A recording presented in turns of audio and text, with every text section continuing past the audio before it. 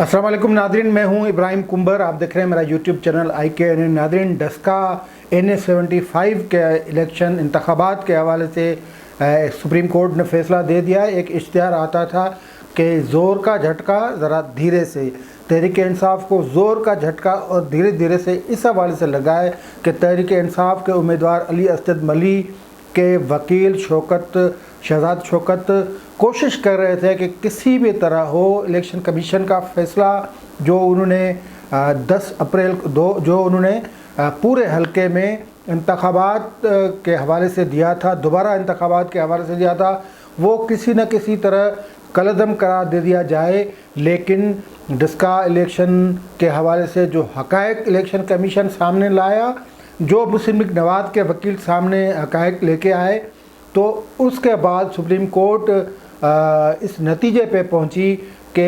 ये election commission ने दुरुस्त फ़ैसला किया है। हालांकि जो रिमार्क्स, जो ऑब्ज़र्वेशन जस्टिस उमरता बंदियाल और ख़ास तौर पे जो बेंच में शामिल जस्टिस मुनीब अख्तर थे, उनके जो ऑब्ज़र्वेशंस थी या जो रिमार्क्स थे, उनमें से ये लग रहा था कि ये इलेक्शन कमीशन का फ़ैसला कलअदम हो जाएगा। लेकिन इलेक्शन कमीशन अपने मजबूत अंदाज से केस लड़ा और फिर मुस्लिम लीग नवाज़ की जो उम्मीदवार नौशीन इफ्तिखार थी, उनके वकील सलमान अकरम राजा बीमार होते हुए भी अपना केस साबित करने में कामयाब साबित हुए और इस तरह इलेक्शन कमीशन का फ़ैसला बरकरार रहा। इलेक्शन कमीशन ने ये दूसरा केस था। एक तो सदारती रेफरेंस के हवाले से जो स्टांस लिया था उसमें भी वो कामयाब रहा, और उसके बाद जो डस्का इलेक्शन के हवाले से, इंतखाबात के हवाले से जो उन्होंने फ़ैसला दिया, वो फ़ैसला मनवाने के हिसाब से भी वो सुप्रीम कोर्ट में कामयाब रहा है। आज की समाअत के दौरान एक तो जो PTI के वकील थे, उन्होंने जवाबी दलाइल देते हुए ये कहा कि जो प्रिजाइडिंग अफसरान गुम हुए थे उनकी इंक्वायरी होनी चाहिए थी और उनके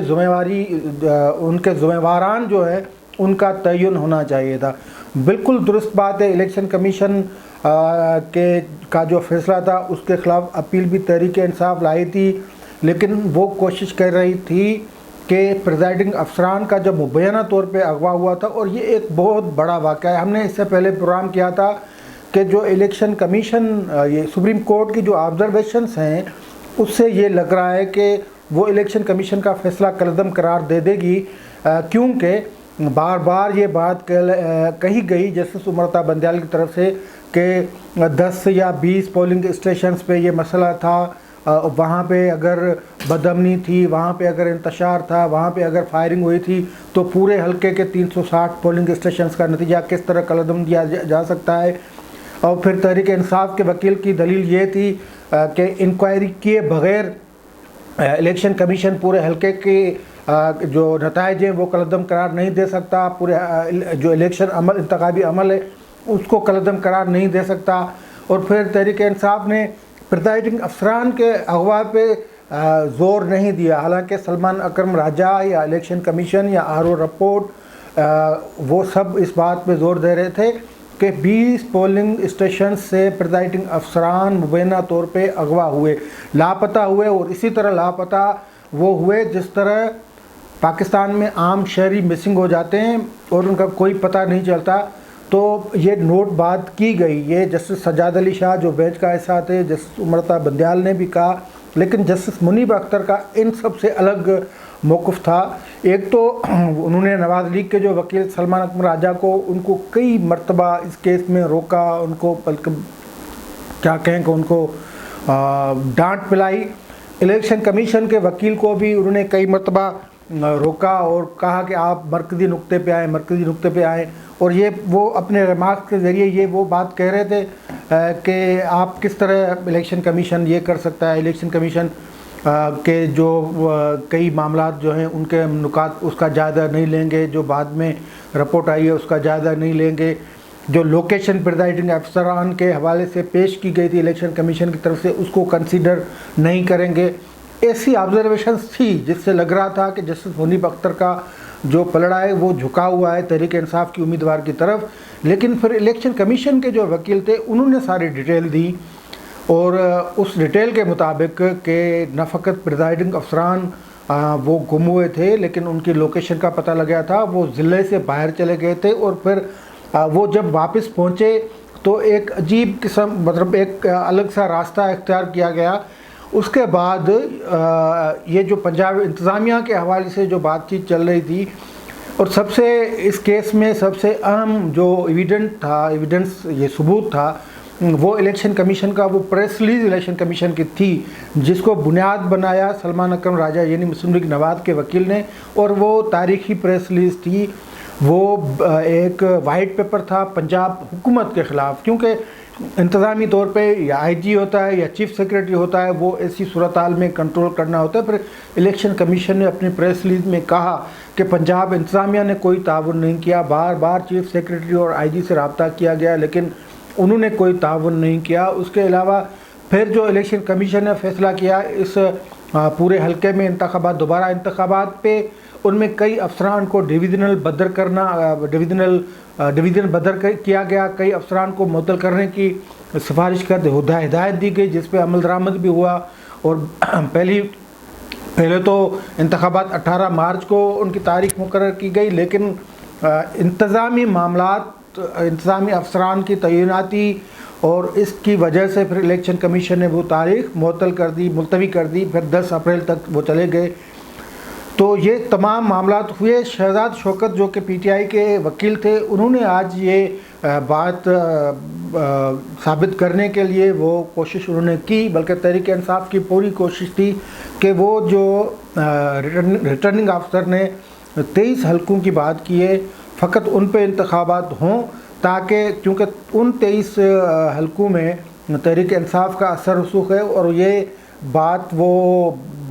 ان کے ذہن میں ہو سکتا ہے کہ پھر وہ ایسے ہی صورتحال پیدا کر کے یعنی ڈنڈے کے زور پہ وہ انتخابات جیت سکتے ہیں۔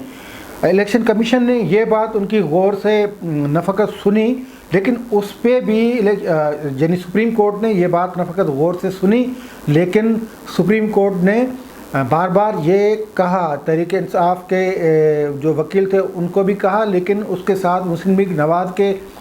جو امیدوار تھیں ان کے وکیل کو بھی کہا، اور الیکشن کمیشن کو بھی کہا۔ وہ یہ کہا کہ آپ 23 پولنگ اسٹیشنز پہ جو بدامنی یا فائرنگ یا ایسے حادثات ہوئے، ان کو بنیاد بنا کے آپ پورے حلقے میں انتخابات کیسے کروا سکتے ہیں۔ یہ بات بار بار جب کہی گئی تو پھر یہ تاثر ضرور پیدا ہوا کہ الیکشن کمیشن کا جو فیصلہ ہے وہ ہو سکتا ہے کالعدم قرار دیا جائے۔ آج بھی تحریک انصاف کے جو وکیل تھے ان کا کہنا تھا کہ جو فائرنگ کے واقعات تھے وہ بنیادی طور پہ 5 واقعات درج ہوئے ہیں، یعنی 5 مقدمات درج ہوئے ہیں، اور ان میں تقریباً کوئی 15-16 جو پولنگ اسٹیشنز کے متاثر ہونے کی بات کی گئی ہے۔ اور پھر انہوں نے یہ زور دیا کہ پریزائڈنگ افسران کو کس نے اغوا کیا یا کس نے گم کیا، اس کی ذمہ کا تعین ہو جانا چاہیے۔ ہو سکتا ہے کہ پی ٹی آئی کے اس وکیل کو پتہ نہیں ہو، لیکن یہ بات بالکل افسوس کا مقام ہے کہ جو افسر ہیں، پنجاب حکومت کے ہی افسر ہیں، ان کو اس طرح مسنگ کیا جاتا ہے۔ دھاندلی، اس سے زیادہ منظم دھاندلی کوئی نہیں ہو سکتی کہ 20 افسران کو گم کر کے ایک جگہ پہ اکٹھا رکھا جائے، اس کے بعد ان کو ہراساں کیا جائے، اور ان میں سے فقط ایک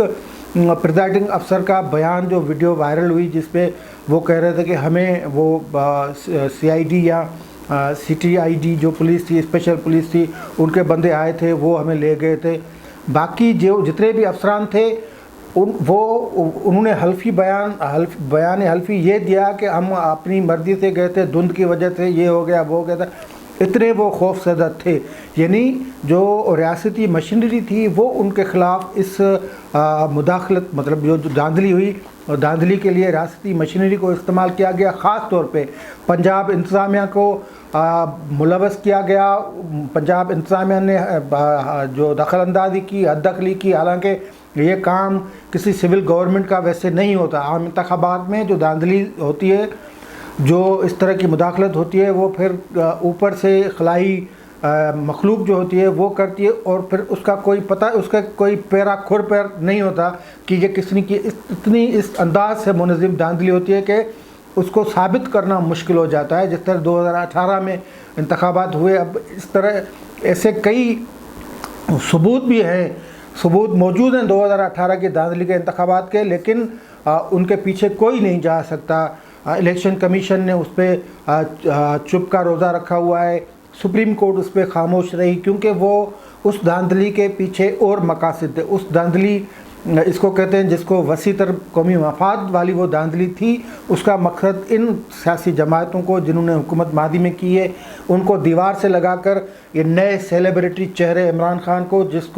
جس کے پلے پہلے دن سے ناکامیاں پڑی ہوئی ہیں اور آج بھی وہ ان کی جھولی جو ہے وہ ناکامیوں سے بھری ہوئی ہے, تو ان کو لانا تھا. اب ان کو جنہوں نے 2018 والی دھاندلی کی تھی ان کو بھی لگ پتہ گیا کہ ملک کہاں پہ کھڑا ہے. بہرحال ہم یہ ڈسکا والے جو انتخابات ہیں اس کی بات کر رہے ہیں, تو سپریم کورٹ نے آج الیکشن کمیشن کا فیصلہ برقرار رکھتے ہوئے ان کی حیثیت کو, ان کے موقف کو تسلیم کیا ہے اور پی ٹی آئی کے موقف کو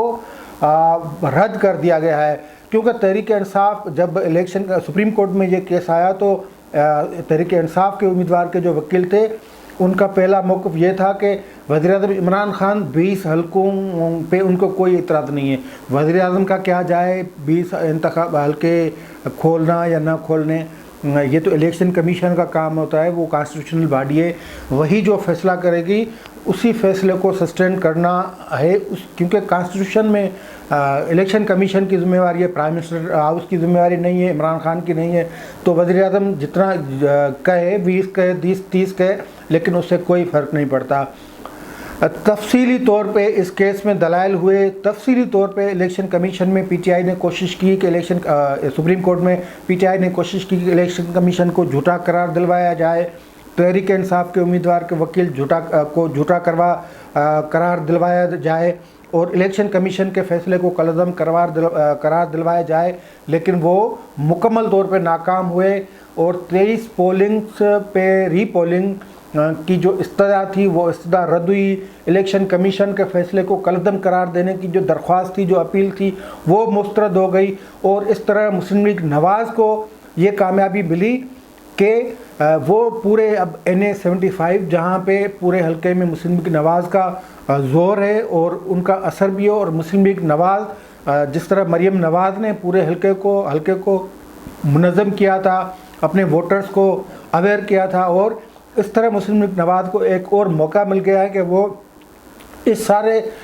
جو دوبارہ پولنگ ہونی ہے اس میں اپنے ورکرز کو موبلائز کریں اور موٹیویٹ کریں اور کوشش کریں کہ دھاندلی کسی بھی طرح کی ہو اس کو ایکسپوز کریں. یہ حلقہ بالکل حساس بھی بن گیا ہے اور اس قسم کی دھاندلی کو روکنے کے لیے مسلم لیگ نواز فوج کو مقرر کرنے کی بھی حامی نہیں ہے اور وہ ایسا مطالبہ بھی نہیں کر رہی. لیکن کوشش یہ ہونی چاہیے الیکشن کمیشن کی کہ کسی بھی طرح کیونکہ یہ جنہوں نے شکست آج سپریم کورٹ کے فیصلے کی روشنی میں کھائی ہے وہ کوشش کریں گے کہ کسی بھی طرح اس حلقے میں پھر کوئی فساد, بدامنی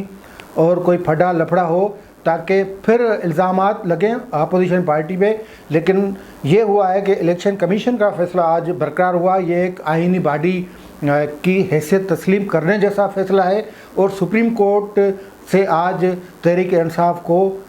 زور کا جھٹکا ذرا دھیرے سے لگائے. اب دیکھتے ہیں, تحریک انصاف نے یہ فیصلہ تو قبول کر لیا ہے لیکن جب 10 اپریل کو یہ انتخابات ہونے جا رہے ہیں تو اس کے نتائج سے یہ واضح ہوگا کہ پنجاب میں تحریک انصاف کی اصلی پوزیشن کیا ہے. آج کے لیے اتنا ہی, دیجیے اجازت, اللہ حافظ.